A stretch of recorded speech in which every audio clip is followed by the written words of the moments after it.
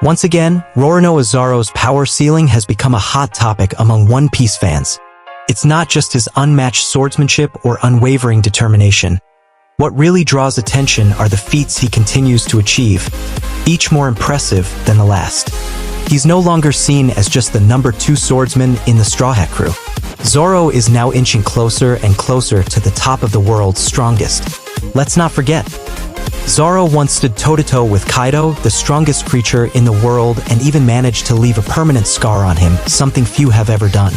Not only that, but he awakened Conqueror's Haki, a rare and powerful form of Haki only possessed by those with the qualities of a true king. This was a defining moment that pushed Zoro into a new league of power. After defeating King the Wildfire, Kaido's right-hand man and top commander in the Beast Pirates, Zoro's reputation as a top-tier fighter was firmly cemented. That battle wasn't just a clash of swords. It was a brutal test of will, endurance, and tactical skill. However, some fans argue that while King was strong, he still didn't measure up to legendary warlords like Doflamingo or Mihawk or to current admirals of the Navy. This is supported by what we saw during the fight between Green Bull, Aramaki, and the defeated commanders of Kaido's crew. Both King and Queen were taken out relatively quickly by Green Bull, proving there's still a significant gap between Yonko commanders and actual Navy admirals. So while Zoro's win over King was impressive, it may not necessarily mean he's admiral level yet. Then came the Egghead Island arc where Zoro faced off against Rob Lucci of CP0. It was a hard-fought battle, and although Zoro ultimately came out on top, he needed a motivational push from Sanji to finish the fight.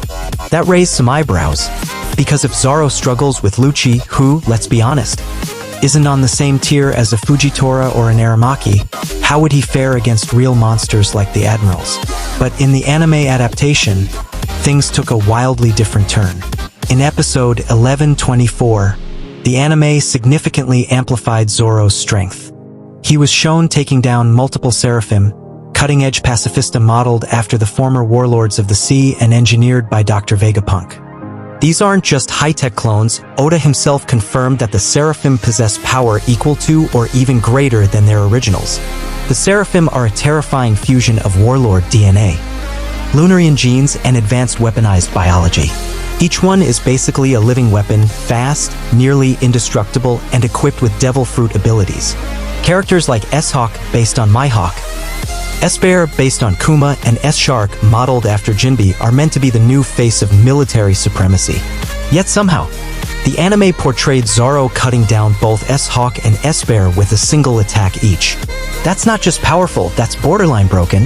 If the Seraphim are really just as strong as the originals, then this means Zoro effectively just beat Mihawk and Kuma. Let that sink in. It's a jaw-dropping moment, but also a highly controversial one. Compare that to what happened on Hakanosu Island. Even with Luffy's Gear 5 powers and mastery of multiple Haki types, the Straw Hats struggled against just one Seraphim. It took everything they had just to survive. If both S-Hawk and S-Bear had shown up at once, even Luffy would have had trouble making it out unscathed. So how does Zoro walk in and one-shot both of them? It doesn't add up, and most fans know it. Luckily, these events are only in the anime, not in the original manga. If Oda had written it this way, One Piece might as well be renamed Zoro Piece.